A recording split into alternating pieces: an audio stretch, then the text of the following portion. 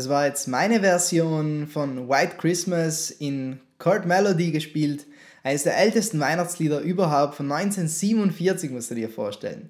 Ich zeige dir jetzt dasselbe Lied nochmal langsamer, mit Kamera ein bisschen genauer gezoomt, dass du das besser auch verstehen und mitspielen kannst. Bevor wir starten, es wäre sehr sinnvoll, wenn du auf Patreon meine Tabs runterlädst zuerst. Ich habe das Lied ganz genau in Tabulaturen ausnotiert und das kannst du dir auf meiner Seite herunterladen. Ich füge den Link nochmal hier unten in der Beschreibung rein. Und los geht's!